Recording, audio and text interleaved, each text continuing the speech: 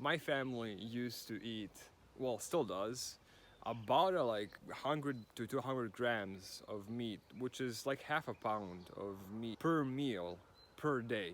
Multiply that by three, multiply that by seven, or by 52, and it's a lot of meat every year. So I come from this very carnivore family, and now I'm basically a type of a vegetarian. Right now, I the last thing I eat is meat.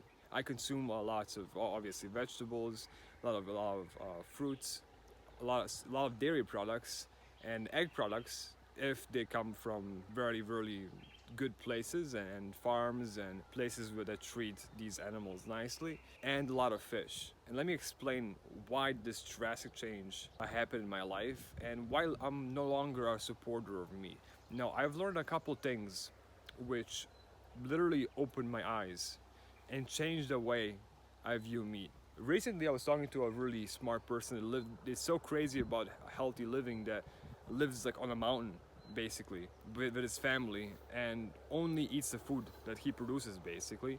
Now he's less extreme, and I used to be a bit more extreme in so many things, and less extreme. And what I figured recently is it's not about the way we think are the best. It's also important to not be extreme in anything. So, if you're with a family and there is a really nice grill happening, that happens to be an interesting sort of animal that doesn't happen too often, and you know that an animal wasn't mistreated, I would happily consume that meat.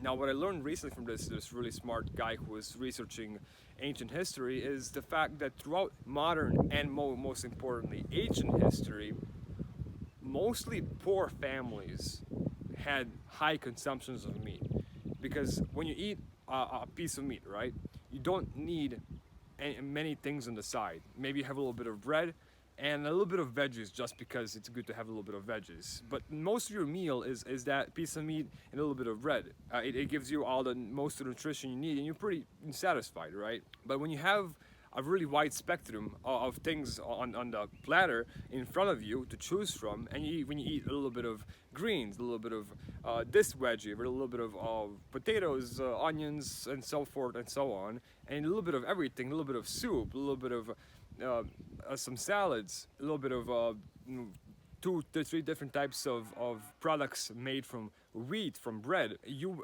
end up being full before you even try everything. And you have a little bit of cheese, a little bit of milk, you'll maybe some eggs or something, and you are more than full. So what ends up happening is throughout history, families that had more money and had more choice to say, the last thing they would consume is usually meat.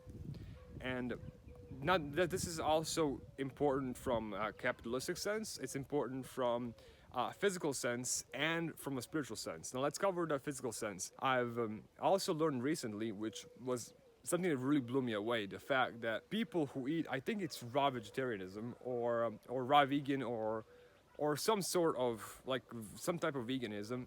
I'm not too, I don't know the exact categories yet. They're not too important to me, and I'll explain why a bit later. But some sort of people who avoid meat rarely ever get sunburned. I've heard so many stories of people who have really pale skin, and they go 5 minutes in the sun, any sun, and they get like red, burned easily. But when they change their diet, it was really surprising to know that they stopped getting sunburned like at all. They would spend like this be in the outside in the strongest sun in the middle of the day, like in the middle of the summer, like with nothing to cover them, right? And they would not get burned at all, which is like really surprising. Which means that we're living more in harmony with nature. Also speaking spiritually, a lot of people agree. A lot of people agree, especially gurus and people who have been studying mystics and all very different types of spiritual studies, I guess. They all pretty much agree on the fact that meat does not allow you, and consuming meat doesn't allow you to spiritually grow, because it keeps your vibrations low and keeps you kind of tied up in some sort of karma, because you're essentially ending life of a soul for your benefit. Now, there's ways to do this that are karmically neutral, I think. And there's ways to do this that are pretty much karmically negative. And most meat that we have in circulation on this planet is karmically negative on some level, because that animal usually doesn't have that happy of a life. And even if it did have a happy life, it's usually not, its life is not ended in a nice way with blessings and with permission to take that thing's life for our benefit. There's lots of arguments, obviously, how, you know, throughout ages we have been eating meat, and I agree. The human body is perfectly made to consume meat, but also it's even made even better to not consume meat. Yes, you're given a wide range of possibilities. You can be a serial killer. You can be a person who heals people, helps with any trauma. You're given the ability to do anything you want in life, and that's the beauty of free will. Now, can our body live off of meat? Yes, it can. Do I agree it's a good thing? No, I don't. And this is coming from a guy who ate way too much meat the last 21, 22 years before my views started getting changed. Maybe 23, 24 years of just hardcore meat eating years, right? And what the last thing I end up learning is that lately I've been consuming way more fish.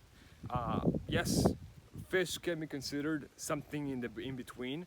And for now, since my body was so used to eating meat, I'm not making the transition hardcore. I'm not like going raw vegan in a matter of days. I want to make the transition as smooth as possible, and that's the whole purpose of life: is not being extreme in any direction, not being extreme.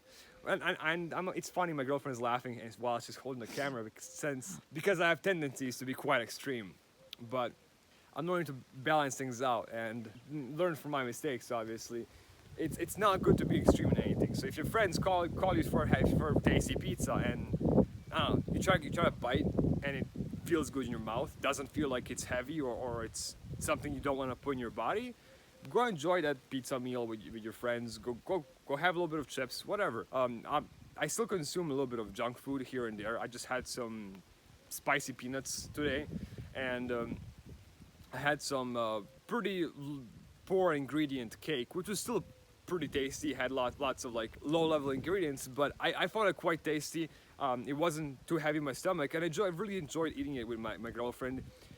So like, it's the whole point of life is not be extreme in anything. And when I go to visit my family, my meat-eating family, I still consume meat.